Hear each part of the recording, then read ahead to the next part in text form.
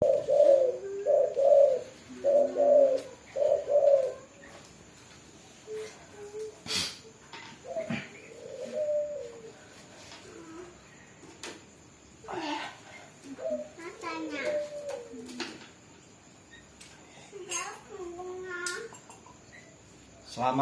malam teman-teman semua. Selamat berjumpa kembali pada malam hari ini bersama channel Yuka Auto dengan Bang Edi.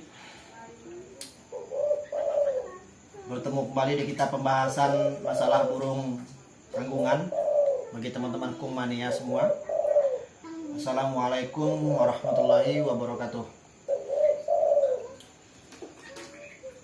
Malam hari ini saya akan berbagi pengalaman pribadi, yaitu akan menjawab sebuah pertanyaan dari rekan kita di YouTube dengan nama channel Sniper Tanggamus, ya. Dari channel Sniper Tanggamus, nampaknya rekan berdekatan ini, paling jarak 4 jam lah dari tempat saya, dari Krui. Selamat malam Bang Sniper Tanggamus. Pertanyaannya adalah, Bang, bagaimana cara memilih burung untuk pikat, burung tekukur untuk pikat yang bagus? Kalau saya pribadi, ya Bang ya, untuk teman-teman semua, ini saya pribadi ya, dan juga ada masukan-masukan dari para senior-senior, daripada suhu-suhunya pikat.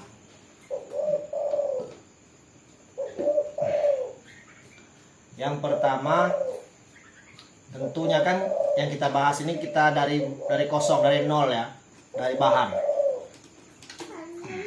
Kita sambil ngopi teman-teman, berhubung Krui dalam keadaan hujan.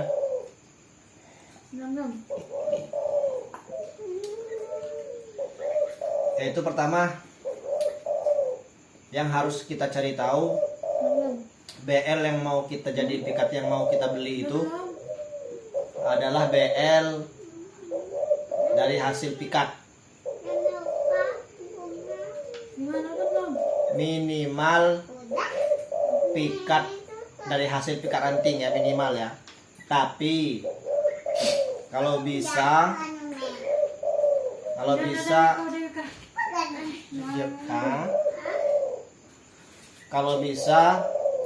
usahakan BL itu dari bahan pikat tanah.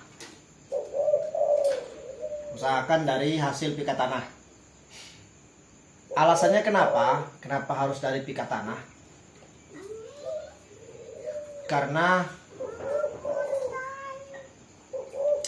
rata-rata BL yang kena racik ataupun kena jerat kaki di saat kita pikat tanah, itu rata-rata BL yang bermental kuat. Ya, rata-rata BL yang bermental kuat. Itu yang pertama. Mengapa saya tekankan? Kalau bisa kita beli bahan untuk pikat itu, untuk proses pikat itu, untuk bahan pikat itu kita beli sama orang yang kita percaya, atau yang benar, orang-orang benar mahir pikat tanah ya, mahir pikat tanah. Jangan sampai kita beli dengan orang yang tidak seberapa kenal. Nanti kita mau beli untuk pikat, kata dia hasil pikat tanah, tahun dari pikat ranting atau dari ombyokan. Tuh. Nah jadi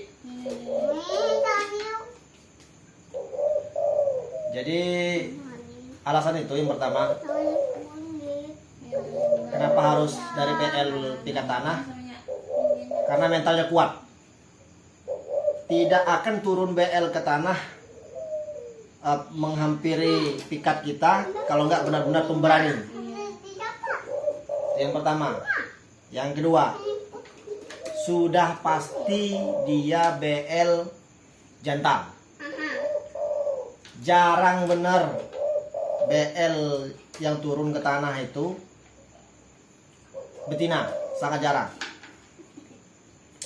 Karena sering kita lihat, kita pantau di saat BL turun itu pasti beradu, saling bekur. Terkadang mereka adu pukul, adu fisik.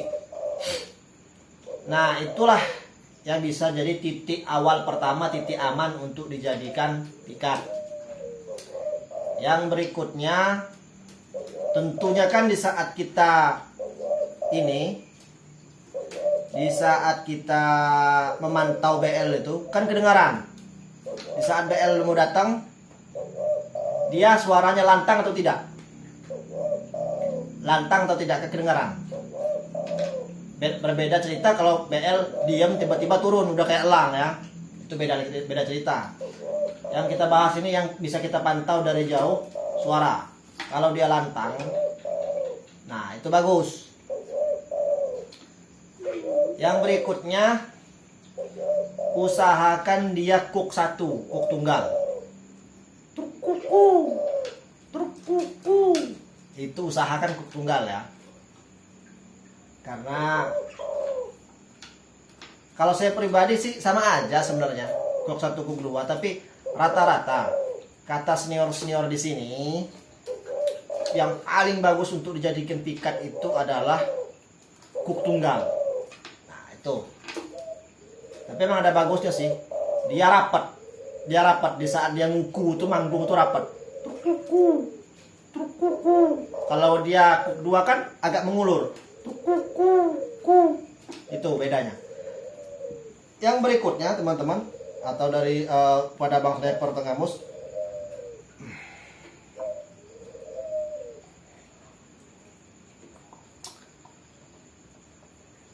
yang berikutnya tentunya kan, masa iya kita mau ngebuat pikat dengan badan cungkring. Pilihlah yang badannya besar, tangguh, tatapan matanya seram, kepalanya besar. Nah itu, cari yang itu, yang ya body big lah, kata orang-orang kicau itu body big. Jadi itulah proses persyaratan mutlaknya yang bisa kita lihat langsung dengan mata kepala kita. Makanya kembali lagi ke tempat kita nyari atau beli. Karena kita bisa mesen, Bang, kalau kita mau minta pesan sama orang ya, cariin saya bahan untuk pikat. Kita sebutin ciri-cirinya. Kuk satu, badan besar, mental kuat. Nanti dicariin sama mereka. Ya tentunya orang-orang yang kita percaya. Atau kalau kita ada waktu, kita ikut di saat ini ngelaman atau terjun lapangan. Ikut. Nah itu, jadi jangan sembarangan teman-teman ya untuk memilih burung bahan untuk pikat itu. Jangan sembarangan. Apalagi kalau dapat kabar dari orang, kata orang, aduh udah kacau. Nah itu kalau sesuai pertanyaan bagaimana ciri-cirinya atau cara mencari bahan pikat yang bagus. Nah nanti setelah dapat ciri-ciri yang saya katakan tadi, tinggal dari bagaimana lagi olahan dari kita, perawatan dari kita,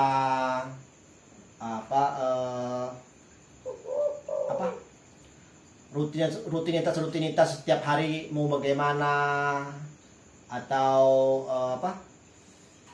treatmentnya harus bagaimana. Itu tergantung lagi di kita masing-masing ya. Yang jelas ciri-cirinya itu tadi kalau dari saya pribadi, dan juga pengalaman dari sharing-sharing dengan senior-senior yang di sini.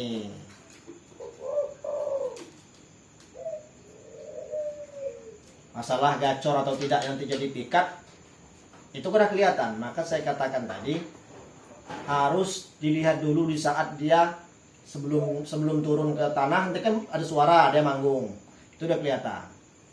Dan satu lagi teman-teman, satu lagi, kalau tujuan kita untuk pikat tanah, carilah yang suaranya jangan terlalu merstik, jangan pula terlalu bass, cari yang sedang tapi dia plong. Nah itu yang kita cari. Kan ada yang dia terlalu ngebas itu truk. Nah itu kalau di rumah oke, dia keras karena dalam ruangan atau di depan teras. Kalau di lapangan atau terutama di tempat sawit-sawit atau di lahan, itu dia mendem karena posisi di tanah teman-teman, mendem. Kalau mau seperti itu bisa dijadikan pikat anting lah. Tapi kalau untuk pikat tanah, cari yang suara sedang, kecil tidak, mersik tidak, ngebas pun tidak pula, harus tengah-tengah. Dan harus kita lihat di saat dia beradu dengan pikat. Kita lihat, semakin rapat dia ngebekur,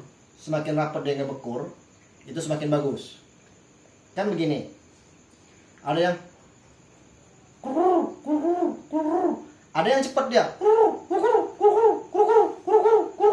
Nah itu yang paling bagus. Karena semakin rapat dia ngebekur, semakin kuat dia ngebuat mental lawan tuh drop. Tapi jangan pula nanti pas jadi pikat terlalu serem, nggak ada pula mau turun nanti BL pada kabur semua gitu. Itu teman-teman ya, terutama buat channel Sniper Tanggamus, yang bisa saya jawab salah kadarnya yang saya tahu dan dari pengalaman sharing-sharing dengan teman-teman yang udah senior di bidang pikat. Kalau jawaban saya bermanfaat ya alhamdulillah, kalau tidak ya itu yang saya punya, yang saya tahu, tidak lebih dan tidak pula saya kurang-kurangkan. Ini murni mutlak dari saya pribadi tanpa mencomot kalimat-kalimat orang-orang lain ataupun mengutip dari kalimat-kalimat orang lain. Mungkin itu yang bisa saya sampaikan teman-teman semua. Salam satu hobi, salam Kungmania. Terima kasih. Semoga kita semua diberi sehat, panjang umur, dimurahkan rezeki oleh Allah Subhanahu wa taala. Terima kasih. Assalamualaikum warahmatullahi wabarakatuh. Selamat malam.